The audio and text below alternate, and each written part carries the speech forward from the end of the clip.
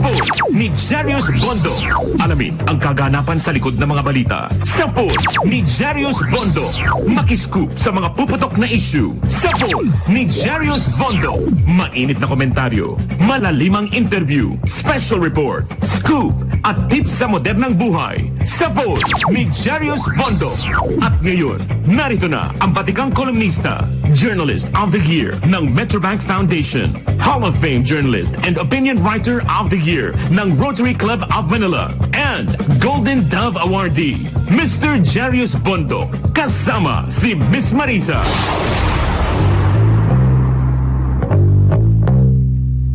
Good morning, Philippines.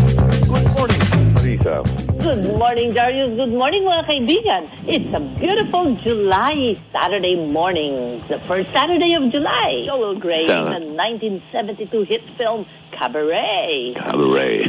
Saya-saya na. Money makes the world go round. Totoo ba yan? Pera. Come to mama. Pag sagutin ka dyan sabihan tayo ni musician naman na Pinoy, di ba? Ang kanta niya, di ba? Sinasabi niya, hoy, mga mahilig sa pera. Ano ba kayo? Oo nga. Huwag naman sobra, di ba? Happy birthday kay Chito Flojo from your Lourdes School, Quezon City, Barkada. Natoy and Maris, Roy and Rina, Lito and Susan, Mon and Oji, Alex and Cynthia, Norman, Archie and Sarah, Eddie and Cecile S, Eddie and Cecile Y. O, yan kompleto.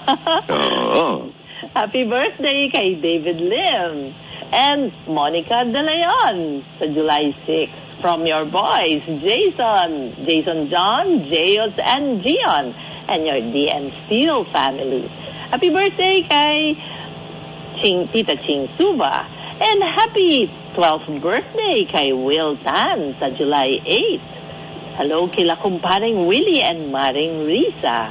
And happy birthday Weng Ocfemia at Beth de la Cruz Koo. And happy wedding anniversary Bob and Ellen Rivera ng Parañaque. Welcome home, Lulu Frickle. Happy listening, Jaime and Heidi Chua and Jerry Fang, Bert and Susana Hontiveros, Banji and Beth Terrado, and hi, Kong Willie Villarama, Oni Naktil, Dr. Edith Navarro. Naubo ko rin And Dr. Eric Mendiola. Ayan. Good morning kila Karen Ato Balagtas at mga senior citizens ng HAEN Nueva Ecija. At lahat ng senior citizens na nakikinig sa atin. Correct. Magandang umaga, magandang gabi kung nasa ibang parte ng bansa, magandang hapon ng mundo, I mean. Sorry. Nabudbilyo. Umahabol ng bati kay Chito Flojo, sila Joe and Cindy Bondoc, si GD and Glenn Espino. Nice. Si Batch and Batch Miranda, no? Yes. Good morning din kila Engineer Dante Aquino ng Lingayen, Pangasinan. And Miss Oya Vasquez. Happy weekend kay, naalala ko tuloy, di ba, si Rita. Sino yung magaling na artista? Basta pag magaling ka na daw, may miss ka na sa pangalan. Grabe. Happy weekend, Norbert. Ganun ba yun? Happy weekend, Norbert Chinquanco, Tony and Stella Silva, Mari Cabrera, Mon and Oji Conde ng Imus Cavite, Susan Nahera, Jerry Bato, Godi Bamba, Tina Mendoza, Rudy and Livy ng Antipolo, and Wilson and Joanna Angheng ng Baguio. Good morning kila Ben and Lily ng Martillo ng Bulacan. General Remedios Trinidad sa Bulacan. Doña Remedios Trinidad. Bakit generally napasok? It is not my morning. Mga suki sa Fairview, Quezon City.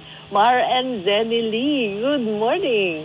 Andy and Francis Aguila, Edlang Kiel, Queenie in Chelsea, Yang and Liza Bonilla. And hello, Elmer Ngo and Maluyang Bao ng Elm Seafood Paluto sa Calle Bistro, Evergotesco, Quezon City. Kamusta rin kay Dave Veridiano at kay Val Villanueva? And Jera Season. Yung mga gustong sumali sa ating usapan, text nyo lang kami dito sa 0999-376-6768. 0999-376-6768. Or pwede sa Facebook at YouTube. Sundan nyo kami. Puntahan nyo ang DWIZ 882 page. Nag-line up. We'd love to hear from you. Okay, nag-line up tayo ng mga interviews this morning para mas maintindihan natin yung mga nagaganap ngayon sa paligid natin, sa mga sa Pilipinas, sa ibang parte pa ng mundo, no? Oo. Itong pinag-uusapan na food sufficiency and food security ang pag-uusapan natin in a while, ano? Tsaka pati yung energy issues natin, ano? Sakit-sakit na sa bulsa ang mahal ng gasolina. Kaya mabuti rin marinig nila Ronnie and Mike Davidson ng Melbourne, Australia. Si Albert Garcia ng Sydney. Ernie and Marian Wong ng Montreal. Arnel Romasanta ng Toronto. Anthony Andres ng Cleveland, Ohio. And Manong Pert Cruz ng Angeles, Pampanga. Mang Oka Catilo ng Infanta. Yan. Okay, sit back at marami tayong pagkukwentuhan. Nagsisimula pa lang tayo, pumapasok na mga text. Ano sabi? Yung mga ano natin. Mukhang wala ka sa ano ngayon. Kanina ka pa. You're not yourself this morning. Okay. Pero ito may malaking balita kaagad. Gumigimbal sa atin. Anong gumigimbal? May isang opisyal, pinakasalan niya, buhaya. Grabe. sobrang kapit na yan, ano? Hindi kaya. Anyway, hindi naman dito nangyari yun eh. Oo nga. Pero kasi ang mga Pilipino kasi, ang pagturing sa mga politiko, di ba, buhay? Oo nga. Kaya kung minsan yung iniisip nila pa yung pinawit na pinatugtog natin ni Liza Minnelli at ni Joel Grey sa cabaret. Money makes the world go round. Mag-iisip lang daw ng ganyan yung mga ganit na politiko. Yung mga, pero di ba, masakit man, pero totoo yan. Hinahambing natin ang politiko dito sa mga buhaya. Unfair daw sa buhaya. Pero bakit ito ang mayor sa Mexico? Baka isipin, Mexico, Pampanga naman. Hindi, Mexico. Sa tunay. Oo. Okay nga. Pinakasalan niya yung alaga niyang buhaya, ha? San Pedro Huamelula. Doon daw sa lugar na yon, lalo sa Oaxaca na bandang Mexico's poor south. Napaka-rich daw ng kanilang indigenous culture. And home to many groups na nakakapit pa rin sila sa kanilang languages and tradition. Kaya may age-old ritual para doon. Now, mixed with Catholic spirituality. Kaya, yung marriage, yung wedding, naka-gown din yung buhaya. Meron ding kissing to seal the nuptials. Ano ibig sabihin ng pakakasalan mo yung buhaya? Kasi daw, ang buhaya, ang tingin nila, nature, siya ang representative ng nature. Oo. Sa kanilang old culture, sa pre-Spanish culture nila. Sinakop din kasi ng Castilla ang Mexico, no? Oo. Ang buhaya daw represents Mother Earth. Kaya pagka ikinasal Mother Earth, ibig sabihin leader, sa pananaw nila, descended lahat ng tao sa buhaya. Ganun ba? Hindi. Hindi naman. Parang napaka-far-reaching naman ang iyong conclusion. Hindi naman ganun. Oo. Para makahingi sila ng enough rain, enough food. They have fish in the river. Okay. Kasaganahan. Kasaganahan ng ani, abundance. Kumbaga yan. So, pag pinakasalan mo yung buhaya, magiging abundant ang ano mo. Ang career mo, ang buhay mo. Yung economy nyo. Kasi kaya nga represented by the local leader. Nakakatawa lang. Naka-gown nga yung buhaya. Kaya lang nakatali yung snout niya. Mahirap na. Nag-kiss the bride ba? Nag-kiss the bride. Pero nakatali yung snout yun. Mahirap na, di ba? Naalala mo yung nobela ni Amado V. Hernandez, ano? Di ba? Ang pamagat ng luha ng buhaya. Crocodile Tears. Oo. Ano ba ibig sabihin ng crocodile tears, Miss Marisa? Naging ano na yun fake daw na emotion. Huwag kang magpapaniwala sa crocodile tears. Kasi daw ang crocodile bago kainin yung kanyang prey. Hindi, pagkabusog na. Ay, pagbusog ba? Oo. Bago kainin. Oo. Hindi, pag lumuluha raw ang buhaya, hindi sinserong pagluha yan dahil pagluluha daw yan ng galak. Expression of glee, of joy dun sa nilamon niya. Actually, yan physiological sa buhaya. Tama. Physiochemical, no? Kumbaga, kasi pagka tinutunaw ng buhaya yung nilamon niya, napapaluha siya Ano yan? Hindi niya mapipigilan yan That's part of it Kumbaga, sa tao naman, humihikab. O kumukurap. Involuntary. Oo, ayan. O, humihinga. Ayan, mga involuntary movements ng pati mga animals, ganun din naman, ano? And yung buhaya, ganun daw. Hinaanan lang na symbolic na, parang peke. Oo, pag sinabi crocodile tears. And it's... At ngayon, balikan natin ang programang Sabog ni Jarius Bondo. And you're back in Sapol. Yung panahon, it's the time of year, na mag-ingat daw tayo sa dengue. Kasi, pag tagulan yun maraming naiiwan na mga naiipon na tubig sa kanal, sa mga flower boxes, sa loob ng bromeliad. Dengue nanggagaling sa lamok. Miski maliit lang na tansan. Naipunan ng tubig, maaaring itlogan niya ng lamok. Mag-ingat tayo. Ang sabi naman ng Department of Health, lower dengue cases for the first half of 2022 on the whole. Kaya lang, tumataas naman daw sa Visayas. So, ano ba yun? Ano ba ang pag-iingatan mo? Kasi, siyempre may mga warnings na i-fumigate, bantayan nyo yung mga surroundings nyo. Oo. Yung surroundings, kasi yung kailangan tuyo. Na walang naiipunan ng tubig. Kasi dyan naging itlog ang lamok. Oo. Diba? Kahit na mga big subdivisions, di ba? Nangyayari yan. At ang kadalasan natatamaan mga bata ng dengue. Lalo ngayon, malapit na mag face-to-face. August. Ang August, sakop pa nung rainy season, di ba? Tsaka baka wala pa silang immunity ang mga bata. Kaya gano'n. Kaya nagkakabakuna dyan, di ba? Pinababakunahan ng bata against dengue. Kaya na nagkaroon ng malaking issue dyan sa dengue vaccines, di ba? Nung nakarang, 2 administrations ago.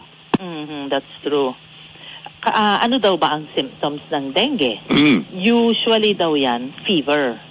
Na may kasamang either nausea or vomiting, rash, aches and pains. Ang rash, yung pamamantal, mabutlig-butlig. Yung aches and pains, usually eye pain. Typically behind the eyes. Muscle, joint, or bone pain. Ayan, kaya... Parang COVID din kuminsan pala yung mga symptoms, Parang diba, COVID-19. Na pag-i-interchange. The symptoms usually last 2 to 7 days. Kaya most people recover after about a week. Ang problema lang, walang specific medicine to treat dengue. Kaya ang iti-treat mo yung symptoms. So kung meron kang, you think you have dengue, rest as much as possible, take acetaminophen or paracetamol to control the fever. Do not take aspirin or ibuprofen. Yun, hindi ko pa na-check bakit. Saka ang dadala raw ng dengue, ay yung lamok na day shift. Hindi yung night shift, Tama. yung kumakagat na lamok sa gabi, Ayan, papantal ka niyan, pero blood sucker din yan, Pero tapos mag-iiwan ng sakit. Ganon din yung lamok, pero ito, yung day shift. Yung pag nakagat sa araw, nung mga alas 10, ganyan, ng umaga na, hanggang hapon, ibig sabihin yan, delikado ka dyan. Yung mga bata, kadalasan, sila yung nadadapuan, kasi bukod dun sa wala pang immunity, sila hindi nila napapansin kasi, abala sa paglalaro, abala sa yung pagka nagtaguan na, kung or naglalaro. Or yung nakatitig doon sa kanyang gadget, di ba? Hindi na pinapansin. Hindi napapansin, nakakagat. Lalo kung marami na siyang napapatay ng mga kalaban. Oo, pinapatay niya yung kalaban. Yung pala, niyayari na siya ng mokla. Mokla. Drink plenty of liquids daw, ha? Plenty of fluids to stay hydrated pagka you think you have dengue. Ngayon, meron ding severe dengue. About 1 in 20 people na may dengue can develop severe dengue, which can result in shock, internal bleeding, and even death. Oo. Ito naman ang babantayan nyo kasi yung warning signs usually begin 24 to 48 hours pagkaalis ng fever. Kaya, ito ang babantayan nyo. Kunyari, masakit daw yung tiyan. Vomiting at least 3 times in 24 hours. Bleeding from the nose or gums. Vomiting blood or blood in the stool and feeling tired, restless, or irritable. Kaya punta na kayo sa magpa-check na kayo sa ospital. Ganyan, kailangan sa doktor. Kasi bumabagsak yung platelets mo dyan, di ba?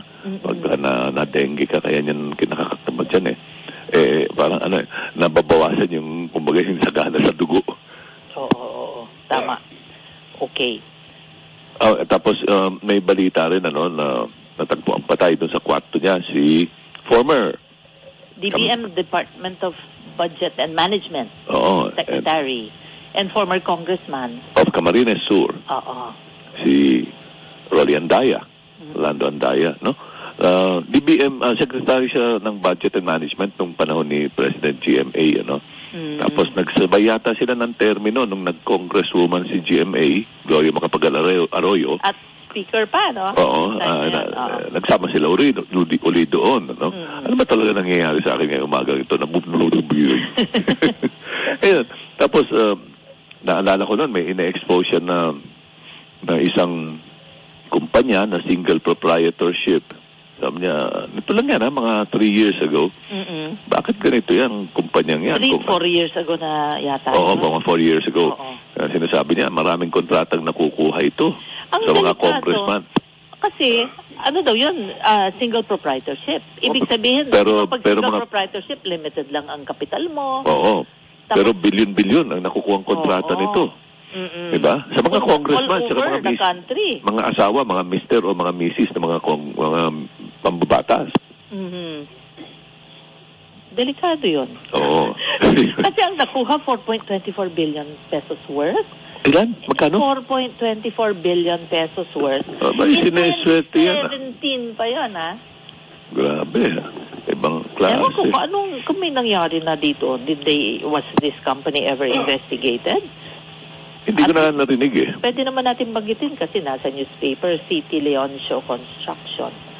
Yan, naimbestigahan nga ba yan? Hindi na natin nasundan, kung ano nangyari doon sa Binisto noon. At meron pa daw, nung 2011, 13 billion daw ang nakuha niyang contract. At saka sinasabi niya, may mga cabinet members daw na kadikit itong, ito. Cabinet members under the Duterte administration na, di ba? 2017. Oh, that's right. It's 820. 820 na. Nandito ako sa kanina pa. Pag-usapan natin, Miss Marisa, ang mga kaibigan, itong pinag-uusapang food security, food sufficiency. Ano ba ibig sabihin yan? Kailangan natin ng seguridad daw sa pagkain. Dahil ito nga, isa sa mga laking issues ngayon, presyo ng pagkain, availability to begin with ng pagkain. Nung nitong nakaraang administration, ito lang actually, kaupo lang kasi ng bagong administrasyon. Pero nung nakaraan, the last 6 months siguro, mula nung iniimbestigahan ng gusto ito tsaka binabati ko sa media, bakit puro imports ang ginagawa nitong natin? Department of Agriculture na nasisira tuloy yung nawawalan ng gana yung mga domestic producers. Import ng pagkain, di ba? Pork, chicken, poultry products, mga tilad-tilad na manok, frozen pork, beef, pati isda, tapos ang dami gulay, prutas. Ang dami nagko-complain na either undervalued or mislabeled, Oo, tapos asukal, mais, di ba? Pati tuloy yung mga nagtatanim ng mais, nawawalan na ng gana, nawawalan naman tuloy ng panggawa ng feeds kasi pinakamahusay na ng panggawa ng feeds. Kinikwento nga sa atin last week ni Attorney Insyong, di ba? Ng Urba kasi kaya ko naisip. Union of Broiler Raisers. Yun, Broiler Raisers Association. Oo. At sinasabi nga niya, yun, nagmahal tuloy yung mais, yung feeds, gawa ng wala nang gana yung mga magmamais dahil import ng import, no? Sa bigas siyempre, no? Dahil we have not improved our rice production. 2 million tons a year ang ini-import natin. Pero paano bang na-accomplish itong food security? Makipagkwentuhan tayo sa mga eksperto dapat dito, ano? Isa sa mga eksperto. Gusto ko rin malaman, for regular na siguro, no, na household, kasi sabi mag-save ka, mag-stock up ka, good for how many months, weeks? Di ba? Ang tama. Kung may pera ka. Kung may pera ka, makakapanayam natin ngayong umaga ang former director ng Bureau of Fisheries and Aquatic Resources. Pero aktibo pa rin siya sa lawyer siya sa Tanggol, Kalikasan. Oo, Yan. nakilala ko siya bilang conservationist and lawyer and environmentalist. Good morning, Attorney Asis Perez. Hello. Morning. Hi, good morning Ma'am Marisa at good morning Sir Jarius at sa inyong mga tagapakinig sa DWIC Sapol. Thank you. Thank you very much for your time, Attorney Asis. Paano bang Pleasure always, Sir Jarius. Great. Thank you. How do we define this concept of food security? Yung concept of food security. Medyo parang kailangan siguro tingnan natin yung definition nito. Ibig sabihin nito, yung pagkain ay available sa mga tao at any given time. Yun. At ito'y kaya nilang bilhin, di ba? Kaya nilang bilhin. Available physically at kaya nilang bilhin at may access sila dito. Yun yung food security na sinasabi. At sa ganitong pananaw, kasali dito yung ini-import na pagkain as long as it is made available to you and you can afford to buy it, then according to them, you are food secure. Oo. Pero at what point, kasi availability, ibig sabihin may sufficienting supply. At it is made available nga to the public and affordable. Pero at what point kasi dapat na, di ba, it's a balancing act na pag kinakapos ka rito sa isang uri ng pagkain o grain, kailangan mong mag-import. Pero nasasaktan yung mga domestic producers. Halimbawa, sa mais.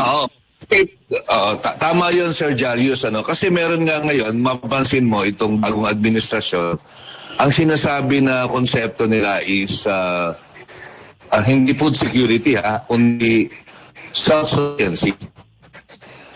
Sufficiency. Medyo iba yon. Kasi yung self-sufficiency, ibig sabihin, yung pagkain mo, hindi lang available, hindi lang kaya mong bilhin, pero galing sa yung sarili yon.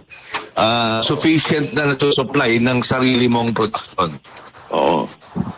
Yun ang crucial sa atin. Sufficiency. Pero ano nangyari nga? Sariling production. Oo, sarili. Pero pagka gagawing sufficient, pero imported naman, epekto nun? Di ba? Yun nga, umalma mga domestic producers mga magmamanok, yung nakakakwentuhan natin in the past 6 months dito sa Sapol, mga magbababoy, ganyan umaangal sila, yung nagtitinda ng gulay, nagtatanim ng gulay, nagtatanim ng prutas. Nangyayari, nag-i-import tayo pati nung sibuyas na pula na dati bawal magpasok niyan mula sa ibang bansa. Ngayon, nag-i-import na tayo, sinasabi natin kapos. At the same time, nag-i-import tayo, sinasabi natin kapos ang supply ng red onion o pulang sibuyas. Nag-aani naman pala doon sa Mindoro at hindi nila maisalya sa merkado. At sinusunod nila. Yun nga, kasi yung konsepto ng food security, ibig sabihin, available at kayang bilhin, regardless of where is the source. Itong bagong konsepto na naririnig ko, kung tama pagkaintindi ko sa pronouncement ng bagong administrasyon, ang focus ay food self-sufficiency. Ibig sabihin, yung pagkain, manggagaling sa sariling produksyon. Yun ang tutok, yung importation. Papansin mo, Sir Darius, yung mga nito, particularly itong past administration, yung kakalipas lang. Nakatutok talaga sa pag-import pag-import. Pero bukang base doon sa pronouncement ng ng ating Pangulo, ay may iba yung direksyon. Pupunta siya sa sinatawag na self-sufficiency, which is very different from simply food security. Pag self-sufficient ka, yun ang nakikita nating konsepto ron, na self-sufficient tayo sa pagkain, palalaguin yung domestic production. Yun yung basic siguro yung tutok. Mukhang yun ang direksyon at all indication points towards that end. Yun ang lahat naman ng pamahalaan at lahat naman ng administrasyon talagang pinapangarap yan na maging sufisyente ang produksyon ng pagkain para sa sarili niyang populasyon. Pangarap yan. Kaya lang medyo pagdating sa implementation, dun tayo nagkakaiba ng approach. At tingnan natin kasi ang trust ng bagong administration ay pinakita na ito'y priority sapagkat mismong yung presidente ang uupo na secretary ng Department of Agriculture. Kaya mukhang may iba nga yung takbo ng administrasyon pagdating sa usapin ng pagkain. Tsaka hindi lang basta palalaguin yung production, you make sure na talagang maabot doon sa consumer. So nandyan yung konsepto ng pagta-transport niyan, ikakabit mo yung producer doon sa merkado mismo, doon sa hanggang doon sa consumer kung pwede, di ba? Tama yan. Kasi hindi ka naman magiging self-sufficient kung hindi malinaw yung market chain mo dahil pagka marami kang na-produce, hindi naman narating dun sa consumer mo, mabubulok yon, malulugi ka, therefore, hindi ka na ulit magpuproduce. Kaya, kakibat siguro noon, and I'm just guessing, hindi ko pa nakita yung plano para i-achieve itong tinatawag na food sufficiency, self-sufficiency platform na to. Pero necessarily kasama talaga yung access sa market at saka facilitate ng value chain natin na makarating dito sa merkado ng shorter at saka mas efficient manner. Correct.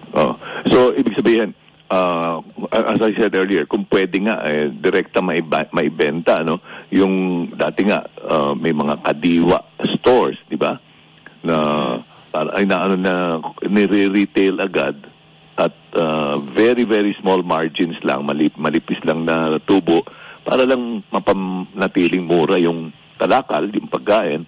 Pero may pambawi ka ng konti dahil dun sa yung cost of labor mo rin tsaka fuel sa pagta-transport, di ba? And these kadiwa stores then were rolling, di ba? Kung saan rolling may stores, malaking demand, doon nila dadalhin. Ang original concept kasi, kung hindi ako nagkakamali ng kadiwa, again, this is just based on my reading, kasi matpa akong panahon ng kadiwa Pero ang pagkakaintindi ko dyan, yung kadiwa, parang sets the price, pero hindi niya nabebenta lahat. Halimbawa, example, sugar.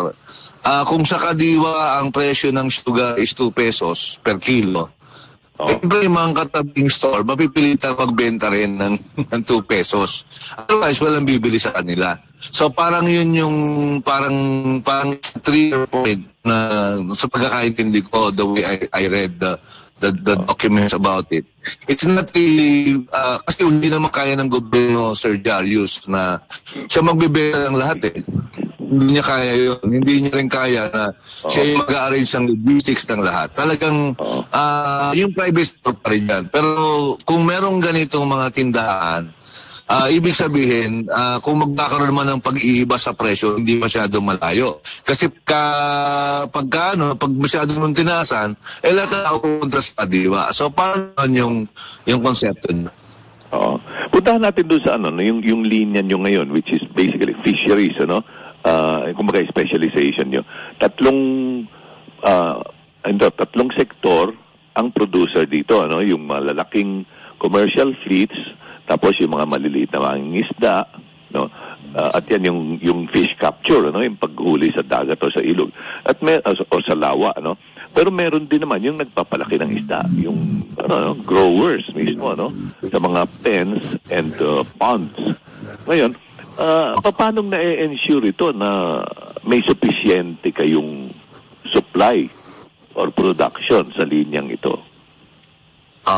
Kasi magandang katanungan yan, Sir George. Kasi ang pagtingin ng sufficiency at saka food security level, iba-iba sa bawat commodity.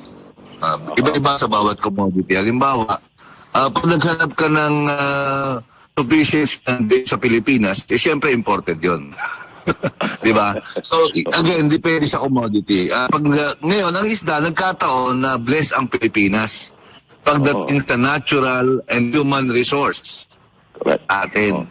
Kaya meron tayo ng two basic elements na halaga. Yung natural resource natin at saka yung human resource. Meron tayong malawak na dagat, malawak na tubig, magandang temperatura, malinis na environment na kung saan conducive magparami ng isda, magpalaki ng isda. Maraming tayong tao na may sapat na kaalaman at siyempre medyo ang mga Pilipino by nature fisherman yan eh. We are sabi ko nga genetically predisposed to fish. Meron tayo noon. Pangalawa, meron tayong technology. Meron tayong technology at capital. Maraming Pilipino na may kaalaman kung paano ang isda at saka paano magpalaisdaan at may sapat na kapital na handang gamitin para mag-alaga ng isda at manghuli ng isda. Kaya itong particular na commodity na ito, kayang-kaya nitong abutin, no? Hahigit pa tayo dahil sinasabing food sufficient level. Kayang-kaya, in fact, the Philippines is an exporting country when it comes to value of its exports sa fisheries. Pero 3 quarters na tayo na nag-i-import ng isda naman from China mula nung Oktubre last year. Tapos in-extend ng another 3 months, January, February, March. Tapos inulit pa ng April, May, June hanggang July ang nangyari pa nga. Bakit ganun? Actually, malaking malaking disagreement yan na if I may say, use the word agreement between the production sector, sa fishing sector at saka sa gobyerno nito nakaraang administrasyon. Kasi talagang hindi niniwala ang production sector na kulang. Dahil ang nangyari, ang binabastihan parati ng desisyon allegedly ng Department of Agriculture at that time is yung official data ng PSA na nagsasabi na kulang yung isda doon sa pangailangan ng populasyon. Parati namin sinasabi, sa production sector, sinasabi namin, kung kulang yung isda, bakit yung tilapia? Laging 120. Bakit yung bangus? Parating 150. Ang lahat ng ibang karne, tumataas hanggang 300, hanggang 400. Pero tingnan nyo, yung basic component ng fishing sector, yung mainstay namin, bangus at tilapia, hindi umaabot yan ng 200 peso level. So, ang pinakagandang indicator kasi kung meron bang sapat na supply ay yung presyo.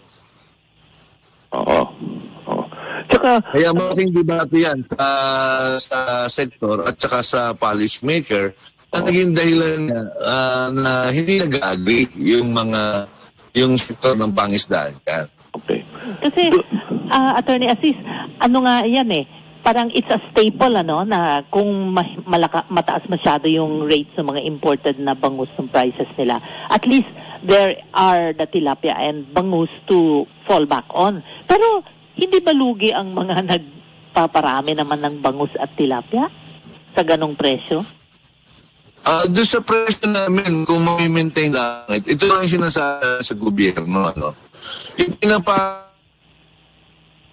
napuputol-putol tayo Hello? Yun. Oo, kailangan. Production ng tilapia, parating nakapako sa 120. Nawala kayo kanina, Attorney Assis.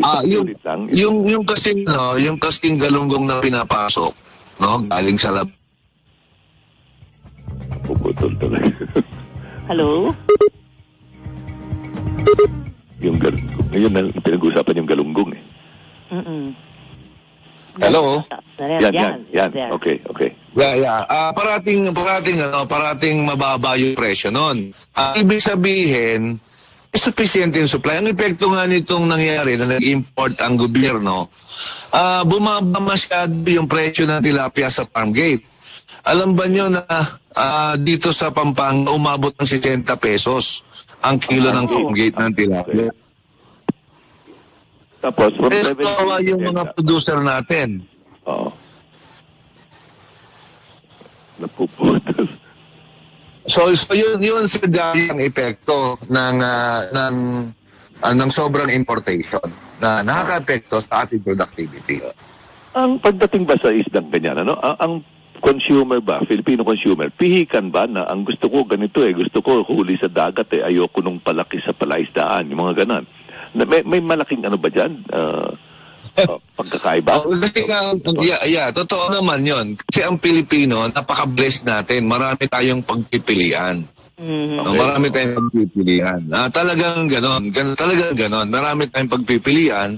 At natural naman na kung halimbawa ang usapin lamang magkaroon ka ng proteina sa tiyan, siyempre dapat ang kukunin mo yung pinaka-affordable. Kaya nga itong isda, siya yung siya yung mainstay natin kahit anong mangyari, kahit mga medyo problema yung ibang protein sources, nandun yung isda, ever reliable yung tilapia, ever reliable yung bangos available, at nasa presyo na kaya ng ating mga kababayan. So, okay. Ano pa ito? Parati bang may ani? Parati bang sufficiente naman yung ang ani ng bangus at tilapia sa buong Pilipinas? Kasi kung titignan mo yung palengke, laging meron. At laging issue na ang presyo niya. So, yun ang pinakamagandang indicator. Kaya lang ngayon, kailangan nating kasama rin kami sa trend ngayon, yung pagpapalaisdaan. Threaten ngayon kasi siyempre alam mo yung gera sa Ukraine Maraming epekto yun sapagkat hindi naman lahat ng ating ingredients na ginagamit sa pagpapalaki ng isda ay locally sourced. So, yun, medyo may challenge doon kasi yung ibang mga key ingredients natin apektado. Apektado yung wheat flour, yung wheat, apektado rin yung soya. Apektado rin yung aming source ng protein, yung tinatawag na processed animal protein, na pinigilan ng Department of Agriculture na makapasok dito. Kaya medyo namumroblema rin yung sektor. Pero kahit ganon, sa tingin ko, we will be able to overcome this and do something about it kung tutulungan tayo ng gobyerno. I see. At anong klaseng tulong ang kakailanganin dyan?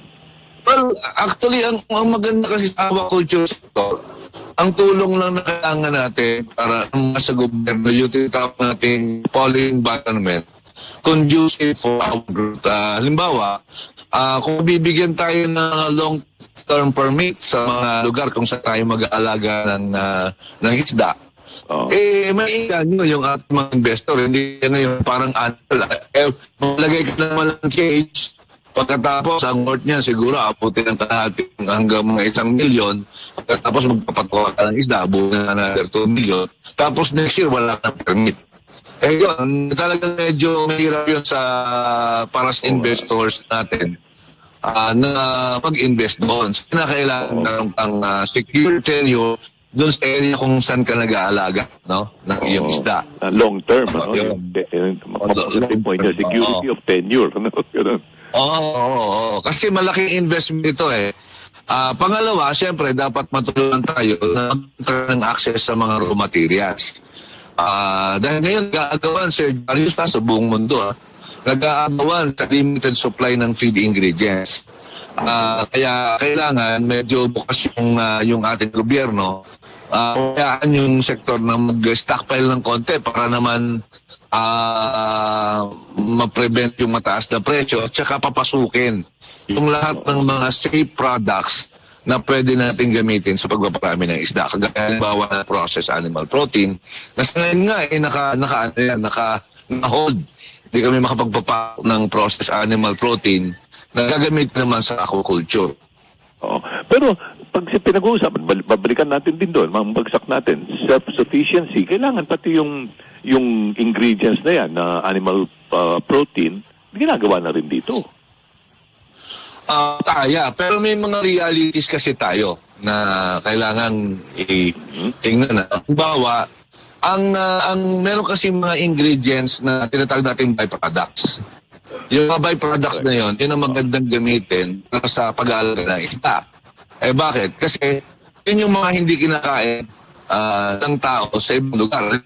Sa Pilipinas kasi sa mga ingredients yan, yung tinatawag na alma na loob. Yun kasi pinupulpos yun, protein na yun. Yun ay inahalo sa pag-aalaga ng isda. No? Sa Pilipinas, pwede yung bilhin at ipakain sa isda kasi kinakain natin yung laman loob. Oo. Diba? Nagdiduguan tayo, nagkikilawin tayo. Yung dugo, ginagawa natin pandinuguan, ginagawa nating isaw. So, lahat yan, ginagamit ng mga Pilipino. So, doon sa mga lugar na hindi yan ginagamit yan parang ingredient. Na yun naman, ang pwede natin gamitin, na ingredient naman doon sa mga kinakain natin. Diba? So, gano'n, parang nire-recycle lang natin yung mga bagay na, siyempre may mga, ang kultura, may kanya-kanyang preference sa pagkain eh. Kaya, in that particular case, yung hindi nila kinakain, pwede natin gamitin para naman ipakain sa ating mga alaga. To sum up, Attorney Asis, nakikita kong bali sinasabi mo ay kailangan to improve production, may kailangan ng suporta ng gobyerno dyan. Tapos tanggalin yung yung masyadong mga regulasyon na putol-putol, na sira ng loob ng investor. As you said, 1 million yung paglalatag mo na halimbawa ng fish pen, tapos another 1 million pesos yung pagpupunla mo ng mga mga fingerlings. Tapos may 2 million pesos na puhunan ka, tapos yung permit mo good for 1 year lang.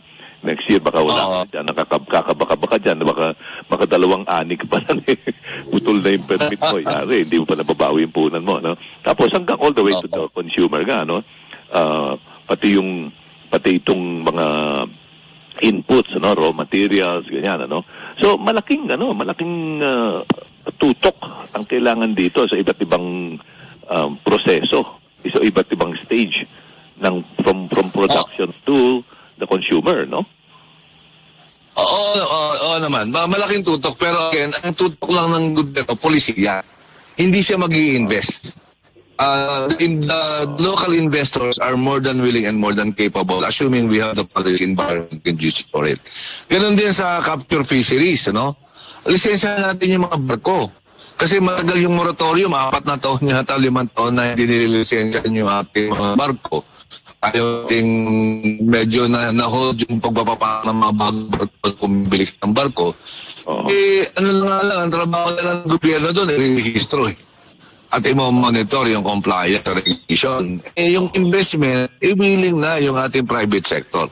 So, ganun lang dapat.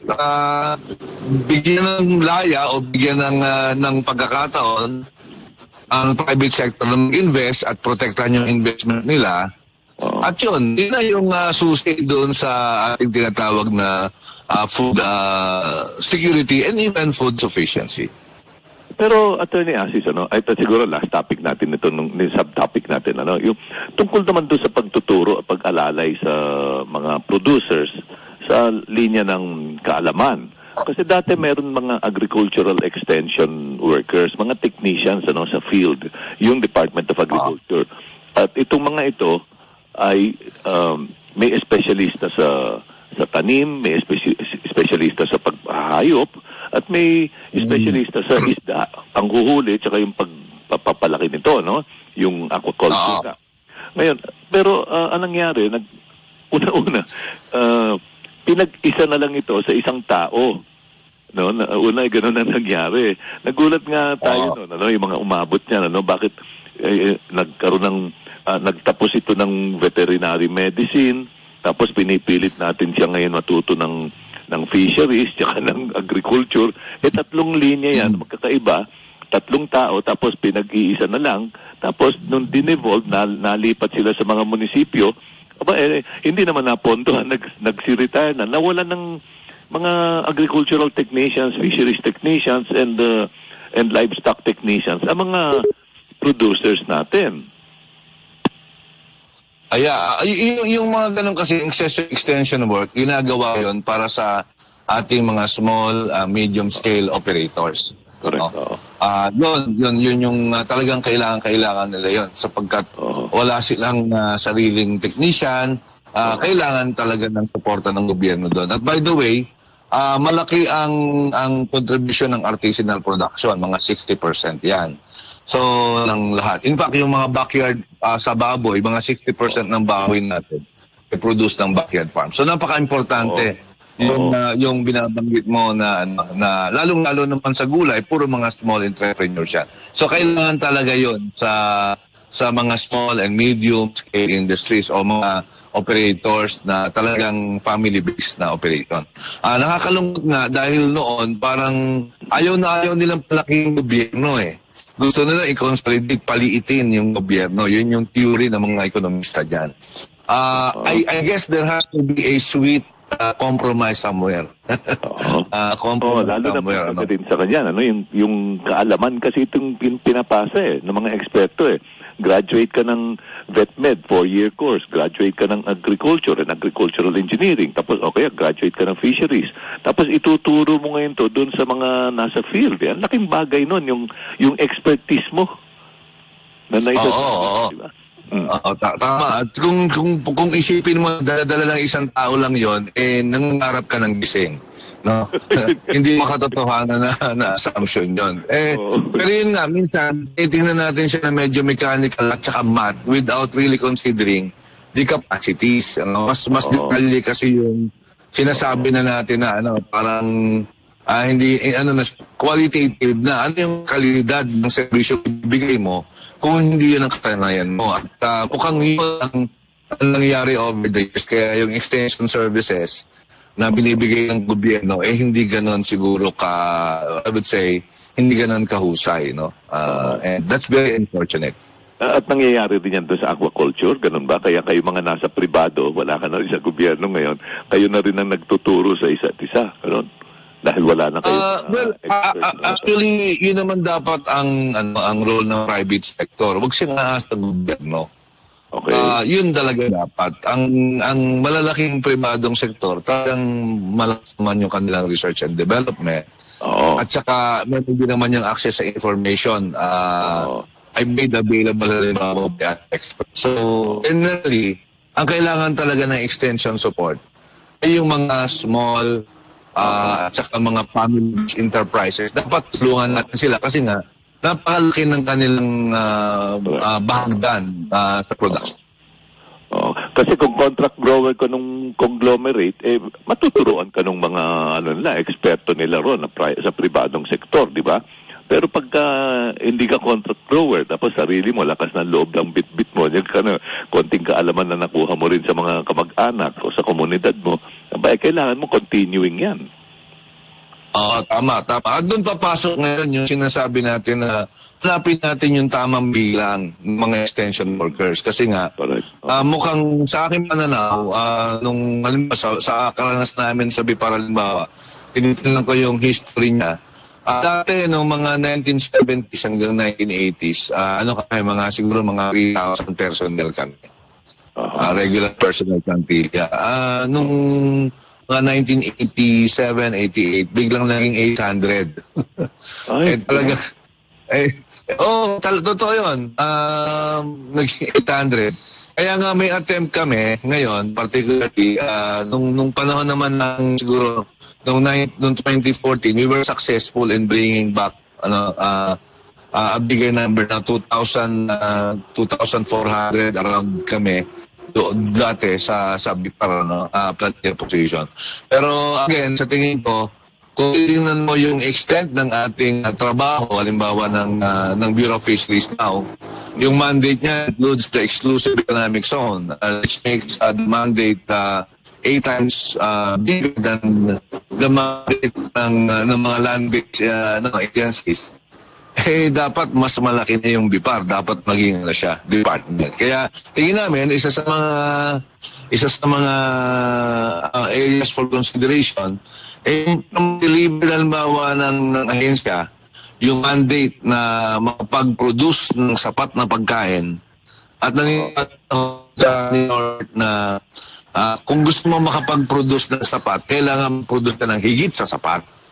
Kasi dapat may buffer ka di ba? So you have to produce more than what you want.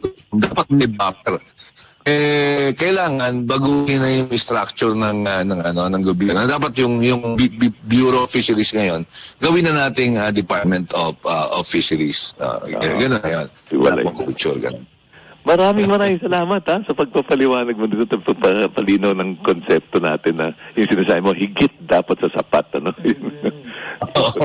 Kasi pagka kung nagkaroon ka ng konting aksidente, balik sa lang Kaya, laban Okay, thank you very much, Assis Perez. Maraming salamat. Mama Marisa, Sir Jario, salamat po. At ngayon, balikan natin ang programang Sapul ni Jarius Bondo. Sa Paul, it's 8:54. Mabilis pasadahan natin itong issue na kinakaharap ng broadcast media, no? Tumaalbang nga rito ang kapisanan ng mga broadcasters sa Pilipinas.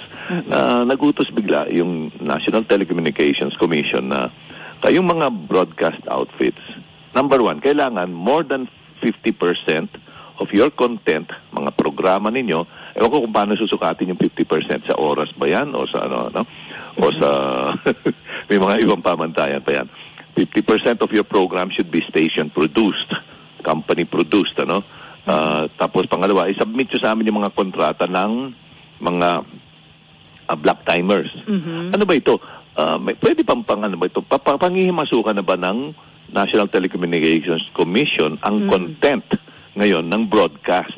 Doon nag-aalala mga tao. Para mag-explain ng issue na yan, makakapanayam natin ngayong umaga ang Legal Counsel and Spokesman ng Kapisanan ng mga Broadcasters sa Pilipinas, si Attorney Rudolph Reggie Hularbal.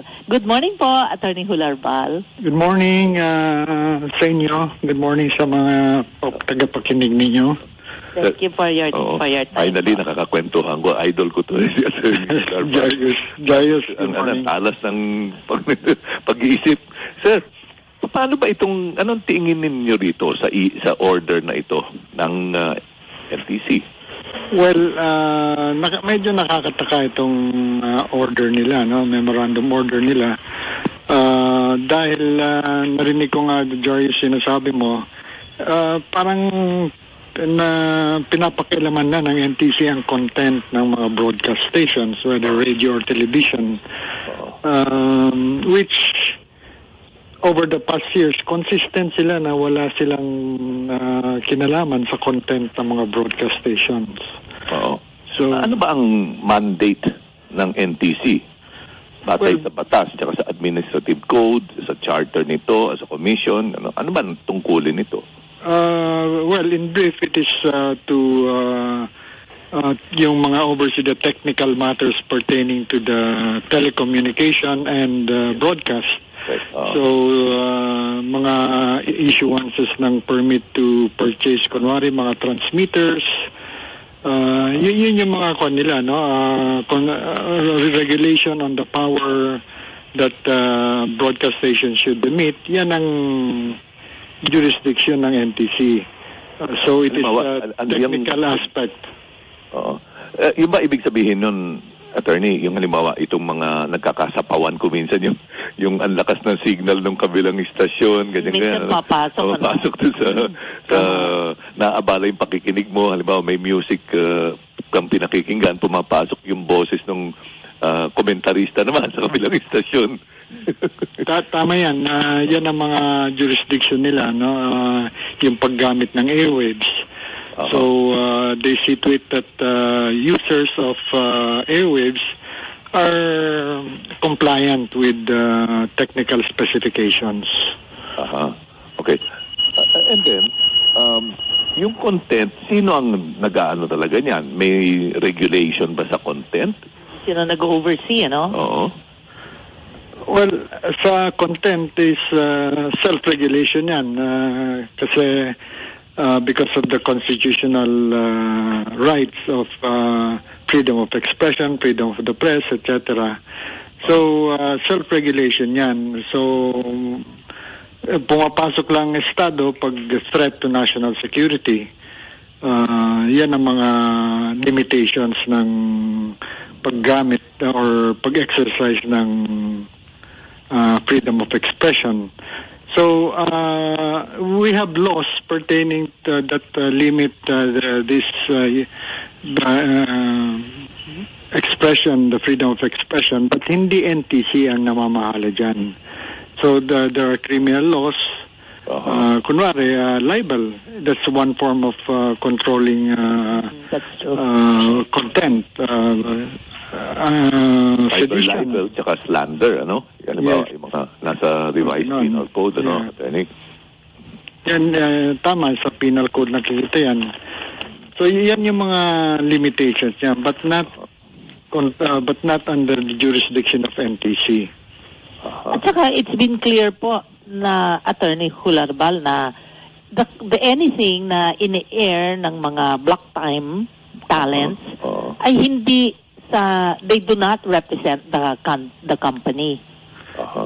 Yes, tama yan, that these are not the expression of the tawag dito yung broadcast station, but still in certain ways the station is still responsible for what goes on the air. So mayroon din responsibility yan. At yun ang sinasabi nyo ba na self-regulation, sir? Yes, self-regulation dahil it's hindi pwedeng prior restraint or censorship. And ito nakakabahala sa memo circular na ito. The way I look at it constitutes prior restraint. Ang NTC, ang kanila is you have to submit your contract for approval or disapproval before its implementation. So medyo panyon, parang sinasabi na kami magdedetermine kung sinong pwedeng mag-ere dyan sa inyo. Kung anong sasabihin. Tsaka sir, ang pinag-uusapan dito, hindi naman lang sir, mga halimbawa, commentaries or mga current affairs programs. Kasama rin dito mga cultural tsaka entertainment shows, di ba? Yes. Block time din. Block timing is basically a mode of provisioning content for a broadcast station. So it's any content. Kunwari, very famous for example, yung Itbulaga. Yes. Yan, block time yan ng tape. Oo. So, at pinakamalaking kumpanya yung Block Time Company nila, di ba? Yes. Kung mag-subscribe ka sa top 20 ng mga songs or music, that's content provisioning and commercial that deals with the commercial aspect of running a station. Yes. So sir, pwede ba 'yon halimbawa ang NTC may block time na noontime show na napaka-popular sa television. Tapos i-approve niya yan, yung NTC. Pero yung kalaban nito, i-disapprove niya na noontime show na napaka-popular din na katapat nitong isang programa. Pwede bang gawin ng NTC yun? Well, with this memo circular, yan ang yung mga implications ng memo circular na yan. Oo. Parang pwede they siyang can approve or disapprove. Oo. Pwede niyang patayin ng isang programa na block time. Tama. Whether it's entertainment or it's current affairs, whether it's commentary or mga ganyan or pure katatawanan. Yes. In fact, block timing is a mode for people who cannot ang broadcast station kasi limited ang frequencies. There are only so many available frequencies in certain areas. So not everybody will have the opportunity to put up a radio station or a TV station, for example. So block timing is a mode whereby those who do not have stations, broadcast station, have opportunity to air their views, play their music, etc. So, there's nothing illegal about it that scrutiny is necessary. In fact, in some jurisdictions, stations are required to procure third-party content so that ma-avoid ang monopoly. Oo, yun nga, kabaliktaran naman yun, di ba? Yes. So, nagtataka kami talaga kung saan nanggagaling yung rationale ng MC na ito, or memorandum order ng NTC.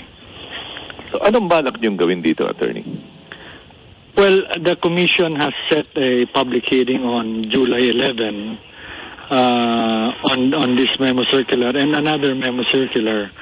But the KBP, balak namin or intention namin na mag-attend ng public hearing at i-put forward namin ang aming mga objection, comments to the memo circular. Paano po ito, sir? Did I hear you right? Magkaroon ng public hearing saan po? NTC or I think hindi kasi nakalagay sa website nila yung kung may kung virtual man yung link, but it's scheduled at 1 o'clock on July 11, presumably sa NTC. I see. So, ang dadalo kayo ron bilang KBP, ano po? Ano po Yes. ba talaga ang role naman ng KBP dito sa broadcast industry? Well, KBP is the recognized national organization of broadcasters. Ang purpose ng KBP is to exercise self-regulation, no? Guide its members in the exercise of self-regulation. Meron broadcast code which members should follow. So, yun yung purpose ng KB. It's self-regulation in the broadcast industry. So, parang ang nakikita ko nga rito, control ng gobyerno o ng isang sangay ng gobyerno sa buhay natin. Halimbawa, itong programa natin, sir, no? Mga, ano na ito itong SAPOL, this is about 23 years. 23 Tama ba yung bilang ko? years, Okay. Oo. Ngayon, halimbawa, sabihin, hindi ko na-type yan si Jarius Bondok na yan, tsaka si Miss Marisa, yung komentaryo nila, natutulig ako dyan Gusto ko ipalit dyan tungkol sa mag-exercise tayo tuwing Sabado o pag-usapan natin kung paano Showbiz. or showbiz, mga ganyan, pero pwede ka naman mamili kung ikaw naman yung nakikinig o nanonood, pwede ka naman maghanap ng istasyon na gusto mo Diba? Tama, oo. Tama ka, Jarius, no? You have the choice. In fact, talking of choice, yung sa mga provincial stations, for example, who cannot really economically afford to produce 100% of their content, yung block timing would enable them to get quality content at reasonable cost, and in fact, in exchange for income in certain cases. So it provides the audience a choice of content. Opo. I'm also looking at it, sir, from the yung the income side of it. Pagka ginaganyan mo, sir, di ba pagka kinokontrol ka ngayon ng gobyerno o ng estado, pati yung advertisements ngayon parang makokontrol na nila kung sino lang pwede mag-advertise. Ganun na rin mauuwi yan Pati ngayon yung mga nag-advertise sa broadcast, sa radio and TV, baka mapili na rin Kasi ito, parating yung pinapasok na ads ito itong ganito, itong floor wax na ito ba't hindi yung ibang floor wax pa? Mga ganun Kung i-extend mo yung rationale or yung impact ng MC na yan, tama ka. I-submit rin nyo yung kontratas tungkol sa advertisement nyo, i-approve or disapprove namin because it is also content. Content nga pala yung ads din, Oo. So, Well, of course, it's unlikely, but it's a logical interpretation of what can happen sa MC circular nito, sa circular nito. Okay, thank you very, very much, sir. At we hope na may paliwanag nyo dito sa NTC na labag sa konstitusyon natin itong ginagawa nila. Ano po? Kung hindi mag-succeed dito sa may fallback na kayo, sir? Siyempre, ang final determinant ng constitutionality would be the court. So, failing dialogue and interaction with NTC at ipagpipilit pa rin nila, wala kaming recourse but to go to court to determine the validity of the memorandum circular or memorandum order. Handa naman ang KBP na gawin yun kung kinakailangan. At dinadasal namin na hindi sana mapunta sa ganon. If you will notice, napakasamang start ng administrasyon na ito, na ang unang memo circular na may issue is one that impacts on freedom of expression. Hindi maganda eh. So, oo nga, napapahamak itong bagong administrasyon considering na yung order na ito 1 week before sumumpa yung bagong administrasyon, in-issue ito tapos hanggang ngayon na nag-carry over tuloy into the new administration itong hot issue. Yes, di ba? Ang sama ng dating ang unang i-implement mong circular tungkol sa content na may prior restraint.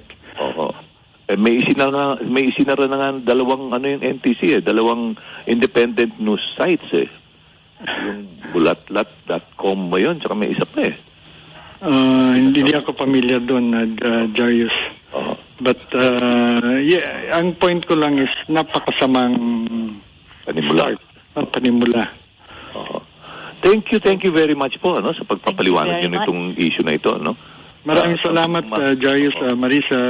It's a pleasure. And anytime na kailangan nyo ng mag-explain mga related to the broadcast industry, we're more than willing to join your program. Thank you. God bless you, sir. Okay, God bless. Have a nice day.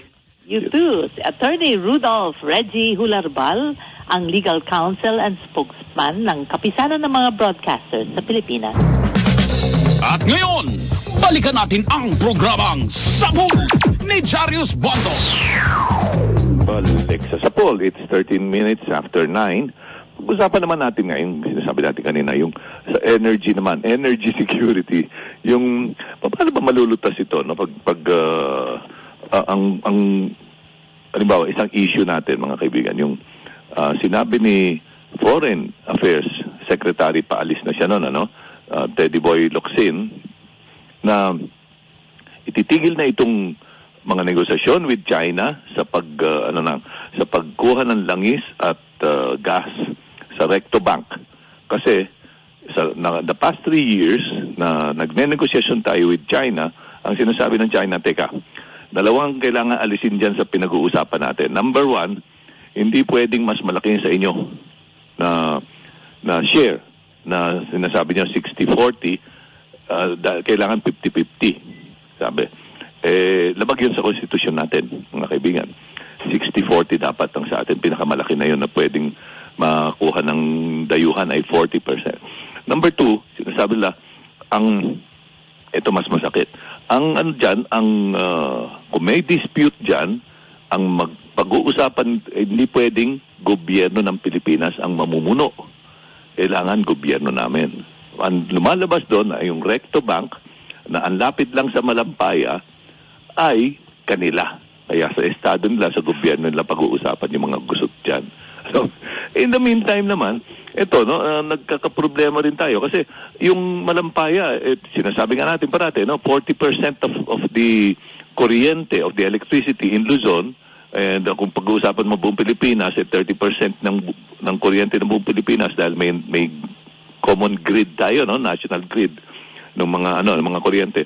Ang napakalaki ng kontribusyon ng gas sa atin, natural gas, yung Malampaya nga, pero paubos na yon, ibinenta pa yung shares nga doon sa yung nung Chevron na hindi alam ng gobyerno, binenta bigla sa isang private company na bagong sulpot pa lang na ang may-ari si Dennis Uy, di ba? At nagka-question na dinimanda nga ito sa ombudsman, di ba? Davao-based crony. Oo, yun ang sinasabi dahil pinakamalaking contributor sa campaign ni President Rodrigo Duterte nung nangyari ito, and it was only 2 years ago. Anyway, tapos ngayon, sinasabi na maaring tumulong daw sa atin ng Russia. Nag-uusap daw yung Russian ambassador at inaalok paupo na si President Ferdinand R. Marcos Jr. na dito kayo kumuha sa Russia, tutulungan namin kayo sa inyong petroleum needs, ano. So napag-usapan natin kanina, mga kaibigan, na ito ang issue rito sa when it comes to sovereignty, constitutionality, hindi pwede yung hinihingi ng China. Pero pag-usapan naman natin itong mga issues na ito sa larangan naman ng agham, ng siyensya, no? Makipagkwentuhan po tayo sa isang petroleum geologist at saka dati siyang presidente ng Philippine National Oil Company at former Deputy Department of Energy Undersecretary Eduardo Manyala. Good morning po, Yusek Ed. Oy, good morning sa inyong dalawa. Magandang umaga. Thank you very much for your time. Ano po, si Undersecretary nasa abroad ngayon, at ginagambala natin yung oras. Thank you very much for your time, sir. Sir, okay lang. Sir, wala bang ibang source ng gas and oil kung hindi dito sa Recto Bank, sir? Hindi, ang geologically ang hydrocarbon potential ng West Philippine Sea ay napakataas, no? Yes, sir. Pinag-aralan na yan ng mga geologists, ng mga exploration companies, at kasali na dyan yung PNOC. Kung tatandaan nyo, nakipag-tripartite agreement ang Pilipinas together with China and Vietnam. Yes, sir. Pag-aralan yung area yan, yung area na nasa hanggang doon sa malapit sa Vietnam. At nakakita tayo ng mga struktura na pwedeng may contain hydrocarbons, no? The issue then, para sabihin sa inyo, ang target talaga noon, nung naghahanap dyan, is langis oil, no? Kasi alam natin, gas ang na-discover, two ways only to transport gas. One is by pipeline as gas, and the other one is as LNG, liquefied natural gas. Pero ili-liquefy mo muna yun. Kung nasa gitna ka ng South China Sea, mahirap itong dalawang proseso yun. Mahaba yung pipeline, yung gastos, at yung technology to liquefy offshore in the middle of nowhere, masyadong mahal siguro. So yun kaya ang inahanap lang is, ang alam natin may gas na dyan sa Red Bank na discover nung early 70s, nung nag-drilling dyan. Meron ng gas dyan. At yun ang inahabol ng grupo ng forum ng PXP sa SC-72.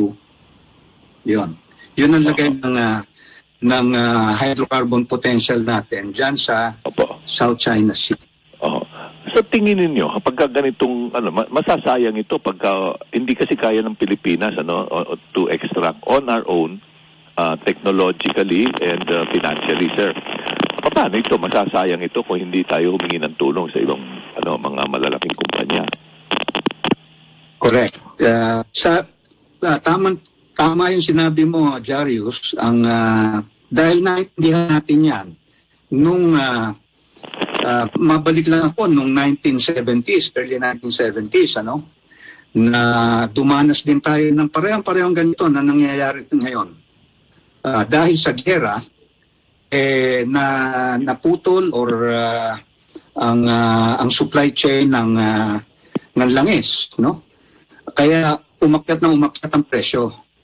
Hanggang sa isang banda noong 1970 ay in fact in-embargo ng Arab countries mag-export ng langis nila sa labas ng Arab countries.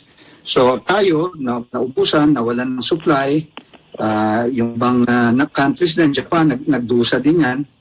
So, nakita natin ang importansya ng langis, no? So, ang tanong mo, wala pa tayong, ano bang ang ways to for energy security? Noon, 1970, nakita na ng Presidente Ferdinand Marcos noong 1970 ang paghihirap ng bayan. So naghanap siya ng solusyon. Ang solusyon niya sa kanya ay kailangan makakita din tayo ng sarili natin. Na hindi tayo makaawa, maghahanap sa iba. So doon nabuo yung sistema ng pagbibigay ng service contract. Sabi natin, mag-i-explore tayo through service contracts by inviting foreign companies, oil companies who has technical experience and financial capability, no? Kaya kung sa tanong mo, how do we secure our energy security? It's that, to put all our efforts to find first priority is to find our own and explore on our own territory for oil and gas. And kasasabi lang natin una na meron namang very excellent potential diyan sa West Philippine Sea. So yun ang alalahanin natin na meron ng ginawang paraan para maiwasan natin itong mga nangyayari ngayon. Alam na yan ng gobyerno noon. Kaya gumawa ng paraan. At yun na nga, through the years, after 14 years, nakadiskubre ng Malampaya. It's a giant field. It's 3.2 trillion cubic feet of gas, the biggest gas field in South China Sea in deep water. No? So kailangan talaga ng technology to bring up the gas. Lalim ng tubig dyan. So only oil companies like Chevron and Shell with their technology can do it. And so tama yung approach. Mag-imbita ka ng magagaling na may pera, na kayang mag-risko ng malaking pera, at silang paghanapin mo. Pag nakahanap sila, gagantin pala naman natin sila. Pababawiin natin sila ng ginastos nila na, at pag nabawi na nila, yung sa net profit natin, ang hatian natin, 40% sa kontratista, 60% sa gobyerno. Doon sa 40% ngayon ng Malampaya, ay meron pa rin 10% ang PNOCEC as kontratista. So, maganda ang pinalabasan. No? Yes. Maganda ang pinalabasan. At sa ngayon, sa paligid ng Malampaya, madami pang nakikita.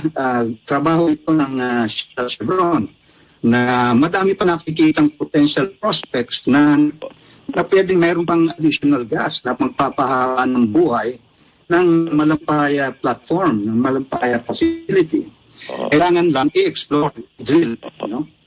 Kasi sa mga maraming na region po dito sa South China Sea, doon sa yung sakop naman ng Brunei, sakop ng Indonesia, sakop ng Malaysia, mayroon sila natatagpo ang crude oil doon, may langis. No? Right.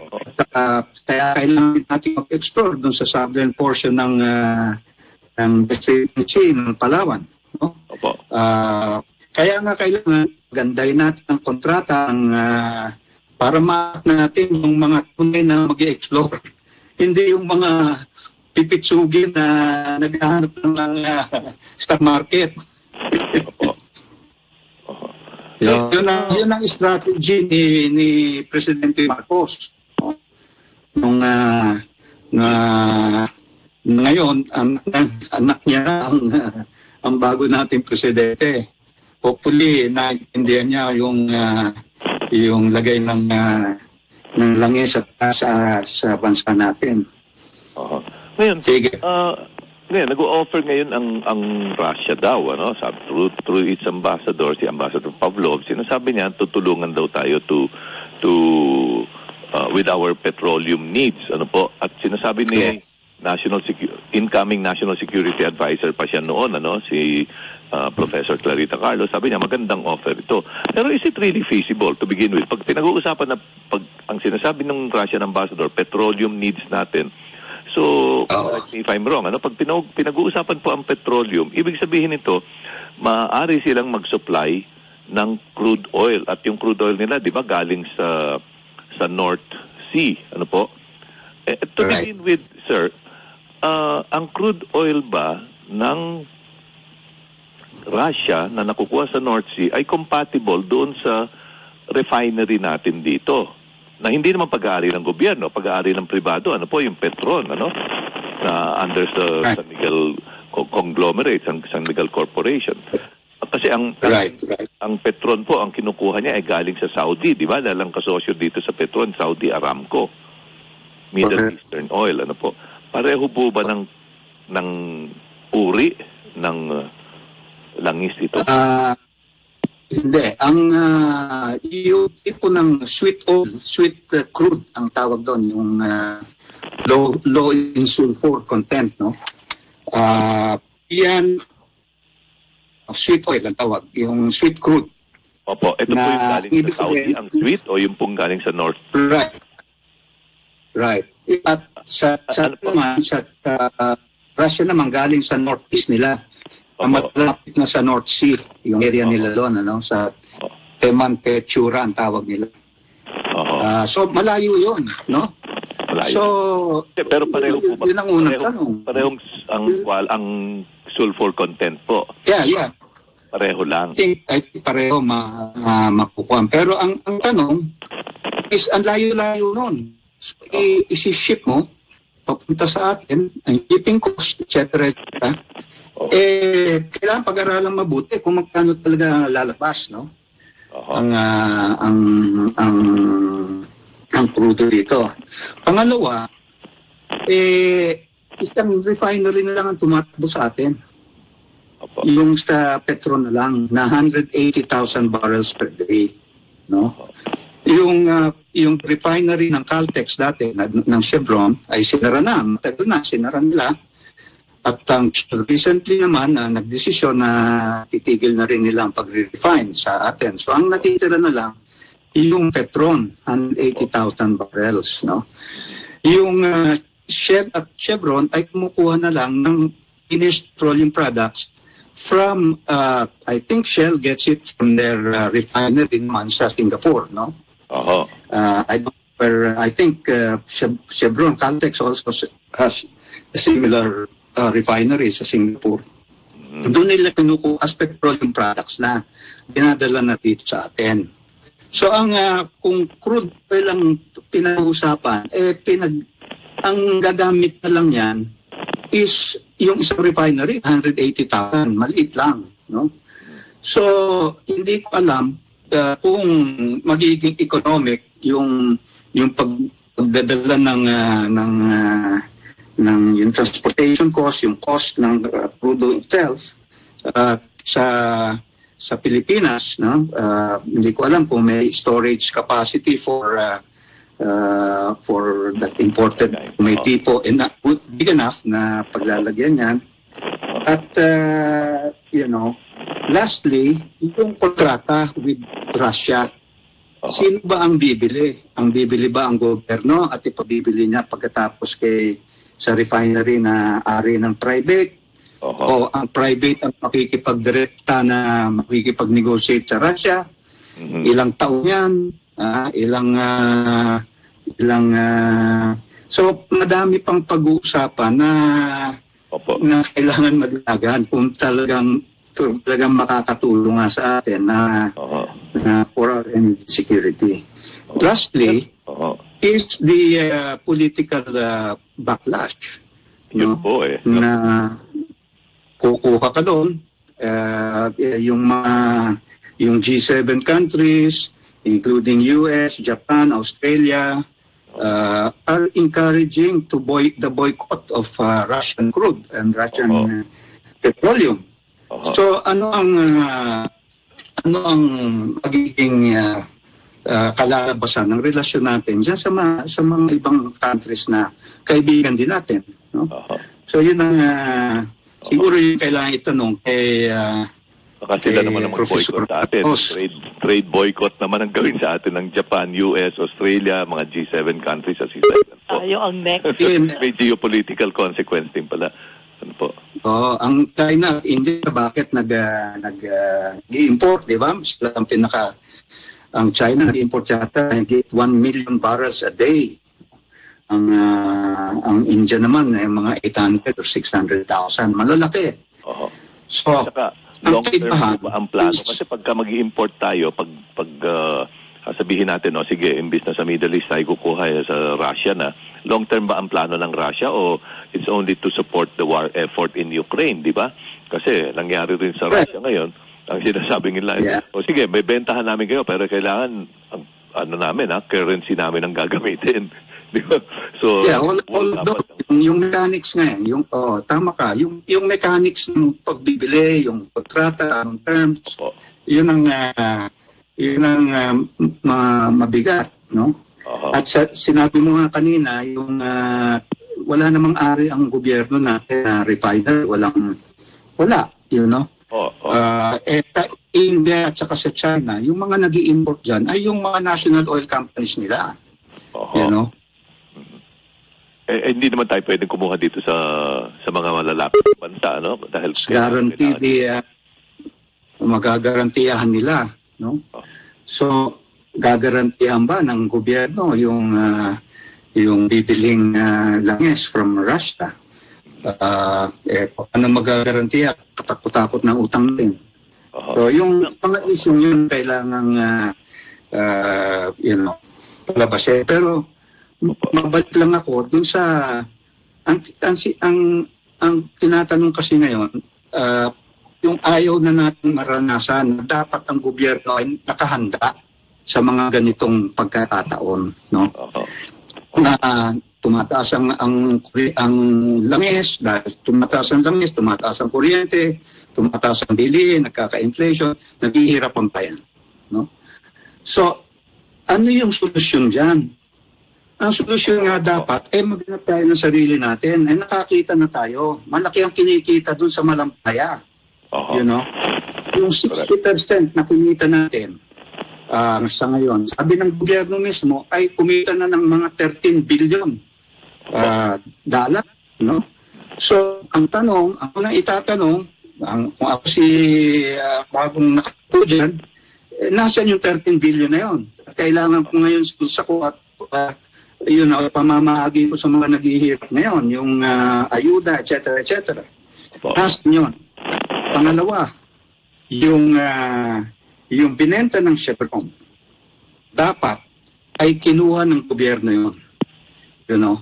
Dahil yun ay kumikita ng 50 million pesos a day. Okay? Kung kinuha yun, wala tayong pinag-uusapan ngayon. Dahil kayang-kayang ayudahan yung 600,000 chopper ng jeepney at TUVs ng at least hanggang 20,000 piso. You know? Kaya yun. You know?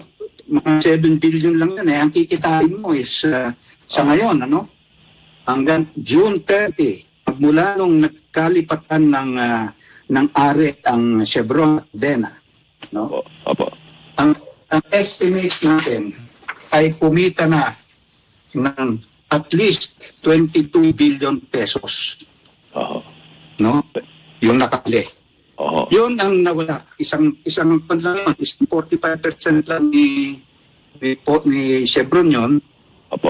Kahit mabayaran natin si Chevron yung selling price na, up to June 30 ngayon, kumita na siya ng 22 billion conservatively. Based on 50 million a day, based on na napunta bigla sa isang pribadong kumpanya. Pero yun po, kung immediate term, ang ganansya, ang sinasabi nyo, na magaganansya sana sa Malampaya kung hindi binenta inayaan ng gobyernong ibenta yung Chevron shares sa ibang kumpanya at dapat gobyerno na mismo ang kumuha. But that is for the immediate term, pang-ayuda sana ngayon. Pero ang kailangan natin long-term supply din na panggagalingan, and hindi yung malampaya raw mauubos na po in 2 to 5 years. Ganun po ang Correct. mauubos Correct. yung gas diyan. Hindi naman mauubos. Naman yung crude oil sa ilalim ng gas, sir. Correct. Hindi naman meron pa ring reserve. Ang sinasabi ng depletion, pag sinabi mong depleted, hindi naman naubos yung gas lalim.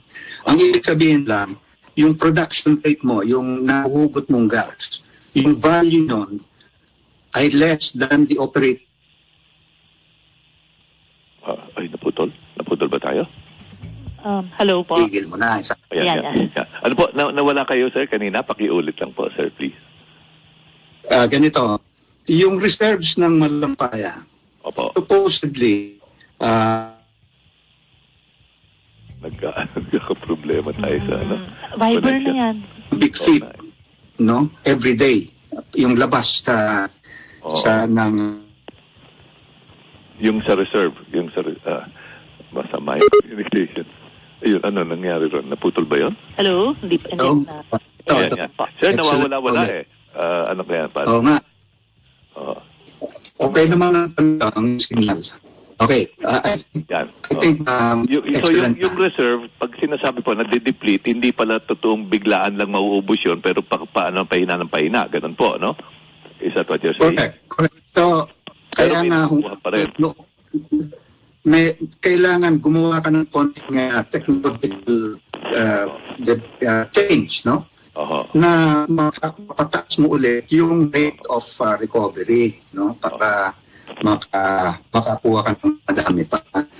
At yung nangyari ko kanina, kung kinuha ng PNOC ito, no? PNOC dapat may pero na siya, kumikita siya. Di ba?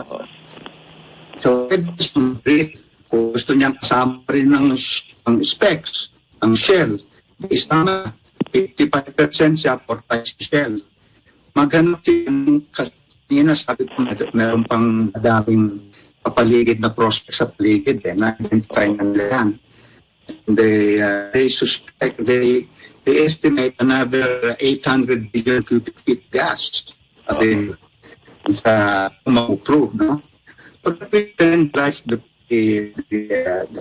Yung 800 billion is equal to almost 1/3 or original reserves ng Malampaya. So, yun. At malaki pa rin ang kikitain. Kaya nga humihingi ng extension ang Chevron at Shell. Noon pa, matagal na. At hindi binigay no? ng gobyerno. Nung nakuha na yung 45% at mukhang makukuha pa rin yung Shell, biglang inaakura ngayon ng DOE na ma-extend. You know? So, kontra sa sinasabi ng batasyon. Ang ilang bata para sa atin yan. You know, yan ang pangontra natin sa mga panahon nito. Pero Yusek Ed, how about alternative no, na halimbawa, ayan, pwede pa palang makinabangan yung Malampaya kung maayos lang yung ang palakad. Or yung environs pa, di ba? Meron pa. Yung recto bank. Pero how about yung sinasabi po sa Liguasan Marsh? Kasi di ba sa Brazil, yung mga marshlands doon, yung mga bogs kung tawagin, nakakakuha sila ng methane gas. At nagagamit yung methane na yon sa pagpapatakbo ng mga power plants. Yes, matagal na rin tinitingnan yung Liguasan Marsh at nag-explore din dyan. Kaya lang, hindi ma-explore mabuti dahil nga sa noon, yung peace and order situation. No? So, kung magkakaroon ng pagkakataon at ma-explore ng mabuti, mapapatakbuhan ng seismic, ng geological survey, etc., para makita talaga kung ano yung potential ng area. No? Meron nga apply na isang grupo na gusto mag-explore dyan at binigay naman ng gobyerno. So, hopefully that is the beginning, that's the start of an honest-to-goodness exploration effort in that area. It needs to be explored. No? Wala naman ang sinasabing siguradong meron. Kailangan lang i-explore na buti, pag-aralan. Pero kasi peacetime na ngayon, may nagkaroon ng peace agreement with the MILF, Moro Islamic Liberation Front, ano? At sila na nga rin ang nasa gobyerno ngayon doon sa Bangsamoro Muslim Autonomous Region, ano po. Ngayon, pero patuloy naman sinasabi rin ng mga tao ron na ito nga, pag kumuha lang kami ng tubig dito doon sa, ito na rin yung namin, pwede mong sindihan daw dahil may langis na may methane na kasama ron at yun na rin ang pagluto. Right. But those are good signs, good indication of the presence of hydrocarbons in the area. Yan ang mga hinahanap ng petroleum geologist, pareho ko, yung mga senyales na yon. Pero kailangan a little more detailed study, through kailangan pag-aralan yung subsurface, yung ilalim, through scientific method surveys like geophysical surveys, magnetometer, gravity surveys. Yes. Makikita natin kung may mga struktura sa ilalim na that can hold gas or oil. Yun ang importante. Kasi yung LPG na sinasabi, kasi balikan ko lang yung ino-offer nga na ng dayuhan, yung Russia nga na petroleum problems daw natin tutulungan. Kung mukhang hindi feasible kung crude oil yung pinag-uusapan, the two other possibilities are in natural gas and in finished products like finished gasoline and diesel and even kerosene. Pero yung pagdating naman doon sa natural gas, ang sinasabi nyo, yung kung hindi naman pwede, sobrang layo naman ng North Sea, hindi naman pwede mag-economical na magkaroon din ng pipeline na ginawa ng tulad sa Malampaya, Right. Ang mangyayari, napakahabang pipeline from North Sea to the Philippines, Parang imposible nang gawin yun. Ang solusyon na lang, ilipat dito ng barko at yung kung liquefied natural gas pala, ang laking pagka from gas at i-deep freeze po at gagawing liquefied dito na version 600 times ang nagiging liit so yung kailangan niya ng 600 barko para kung if ever possible na 600 ships para i-transfer sa Pilipinas mula sa North Sea ang natural gas. Pag LNG version na ito, isang barko lang ang kailangan mo, kumbaga. Correct.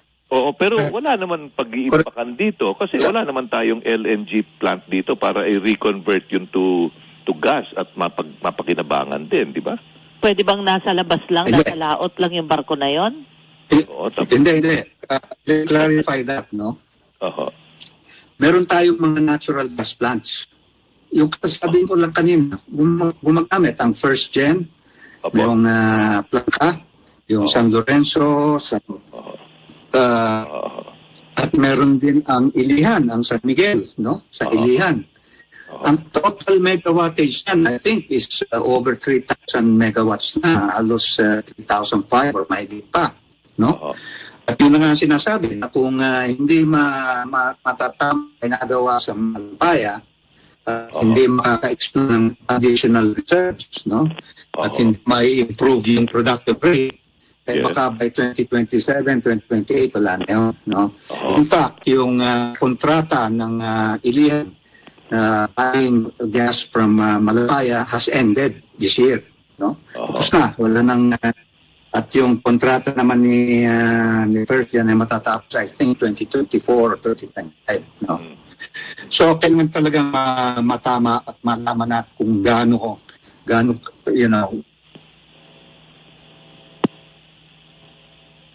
Nawala. Sir, nawawala. Nawala na. Bagong capacity ng power plant. Ngayon, yung mga yan, nagpabalak na mag-import ng LNG, Liquefied na nga, Correct.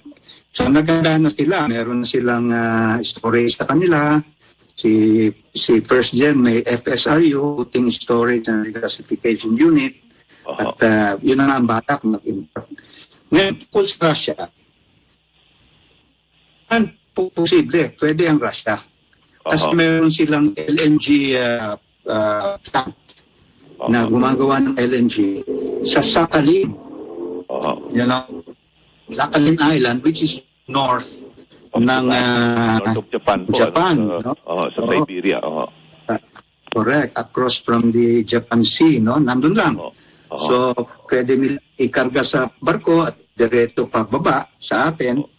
Yun, feasible yun, no? Feasible. Again, depende sa presyuhan yan, no?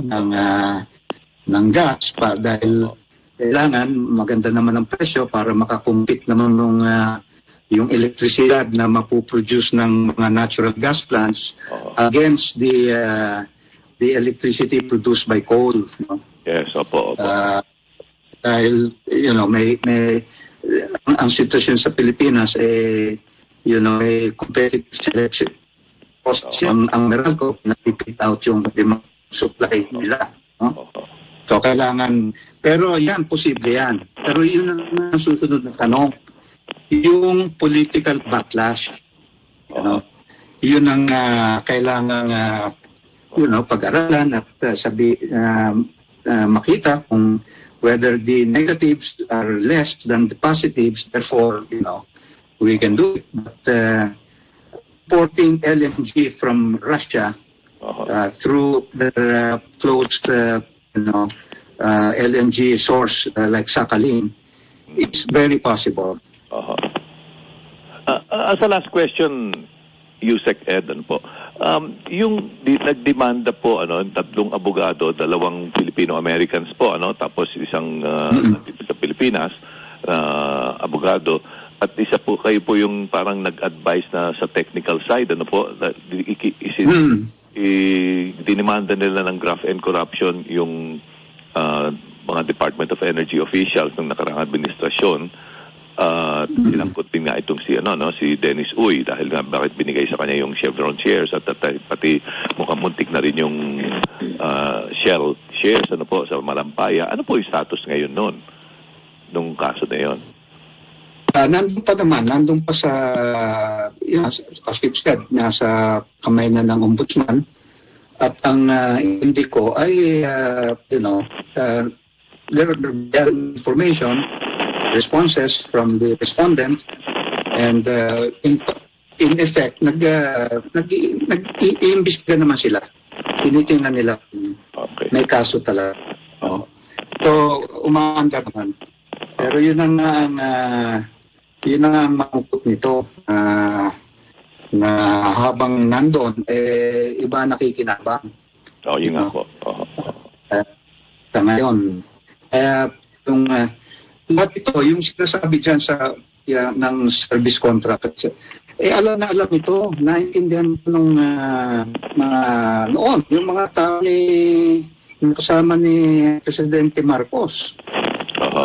Sure, alam ni Presidential Legal Advisor JPE ito, yung service contract system na pinaiiral. At kung bakit pinaiiral yan. At kung ano ang intensyon, ano ang endpoint ng gobyerno, bakit ginawa yan. At yan ay talagang para nga sa mga pagkakataong ganito na makapag-ipon tayo ng pangkontra sa mataas na crudo na sa mga itong panahon. At yun na nga ang nangyari. Pero, hindi sinunod, at hindi parang hinabag yung batas na yon at kaya tayo may problema ngayon. Sige po. Maraming salamat. Papaliwanag niyo yung teknolohiya at rito, yung science behind the issue, sir. Yes. Well, thank you then for the opportunity to explain those things, and I hope nakatulong sa listeners natin kung ano ang lagay ng oil and gas business dito sa Philippines. Okay, God bless you po. Thank you very much. Okay. Former Department of Energy Undersecretary Eduardo Manyalac and former President ng Philippine National Oil Company. At ngayon, balikan natin ang programang Sapul ni Jarius Bondo. It's 9:52 at nagbabalik ang Sapul. Aside from the dating mga alam na natin na mga appointees to the cabinet of President Bongbong Marcos, Di ba, alam na natin na si Vice President Sara Duterte Carpio ang mag-head ng DepEd. Secretary of Education siya. Tapos si Benjamin Abalos Jr., Secretary of Interior and Local Government. Galing nga. Parang bibigyan nga kita ng quiz. Yes, ma'am. Si Boying Remulla or Jesus Crispin. Secretary of Justice. Very good. Si Bienvenido Benny Laguesma, na former Labor Secretary. Ganon uli siya ngayon. Secretary of Labor uli. Susan Toots Ople. Secretary of Migrant Workers. Very good. Sino ang Department of Finance? Ang dating BSP Governor Benjamin Jokno. Ba, 100 ka. Very good. Parang Jokyes, ano ha? Parang ano? Jokyes, Jokno. Sino naman ang mag-head ng DPWH, Department of Public Works and Highways? Ang President and CEO dati ng San Miguel Corporation Tollways. Bonoan. Manuel. Bonoan, very good. Manuel Bonoan. Okay, who will now head the DTI, Trade and Industry, who used to, I don't know, baka, hindi naman siya pwede maging concurrent, President siya ng Management Association of the Philippines. At dating presidente ng Alumni Association ng University of the Philippines. Yes. Diba? Si Alfredo Pascual. Aba, galing. Sino ang next na Department of Budget and Management Secretary? Ang BSP Assistant Governor Amina Pangandaman. Uy, hindi ko naalala yun. Who will head the Department of Information and Communications Technology. Ang IT expert na si Ivan John Uy. Tapos ang magiging secretary ng DSWD, Department of Social Welfare and Development, is si Erwin. And radio broadcaster, Erwin Tulfo. Erwin Tulfo. Ang bagong tourism secretary, who used to be the spokesperson of Mayor Sara Duterte when she was mayor and a candidate for VP, si Secretary Cristina Frasco. Tapos ang Department of Agrarian Reform, si Conrado Estrella III. Ang DND of OIC, Department of National Defense, ay si retired General Jose Faustino Jr. May ano raw siya, na-infect daw ng COVID. Ay, oo nga, oo. Kaya out of commission muna siya. Tapos sa Department of Transportation na talagang inabangan ng mga tao. Maraming buwis sa dati, no? Ngayon, si Jaime Bautista. Yes. Okay, dating Philippine Airlines President. Tapos ang NEDA, National Economic and Development Authority Secretary General, ay dati rin siya, si Arsenio Balisacan. Okay. Tapos, dati na siya NEDA, tapos napunta siya sa Philippine Competition Commission, at ngayon balik NEDA siya, ha? Okay. Tapos ang next na Solicitor General is outgoing Justice Secretary Menardo Guevara. Ang next na Director General ng National Intelligence Coordinating Agency, I see retired PNP Deputy Director General Ricardo De Leon.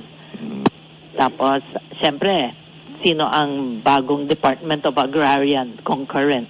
Si President Bongbong Marcos. Agriculture. What did you say? Secretary of Agriculture. Sabi mo, Secretary of Agrarian Reform? Ay, mali. Si Conrado Estrella yun. Sorry. May bagong ka-appoint lang na Secretary Department of Foreign Affairs. Ang Manalo. Panalo. Manalo ang apelido. Oo nga, sabi ko Panalo. Dati na siyang diplomat. Tsaka siya ang Philippine Permanent Representative to the United Nations.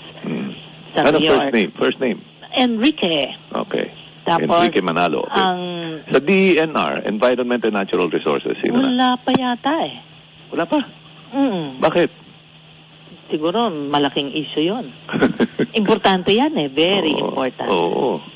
Okay. So, yan ang tapos doon sa loob sa palasyo, spokesperson Attorney Vic Rodriguez, ang Executive Secretary. Marisa, kailan paalam na tayo? 3 minutes na lang to go. Paalam na tayo. Ay, teka, may babasahin muna ako. Some inputs, comments. Galing kay 2652. Good morning sa inyong lahat. Itong memorandum ng National Telecoms Communication, prelude sa martial law. Sabi ni 302. Walang galunan. Oo, sabi ni Kit Lorenzo na nasa Riyadh, KSA siya ngayon na taga San Pedro, Laguna. We can only attain food sufficiency if the new government is not aningas-kugon on its policies. We should no longer go back to the traits of being buhaya, like those na masyado sa kanilang fat pork barrels. Okay, salamat sa ating technical support. Salamat sa ating mga naging guests. Si Assis Perez, Attorney Assis Perez, Attorney Reggie Hularbal, and former USEC Eduardo Manyalak.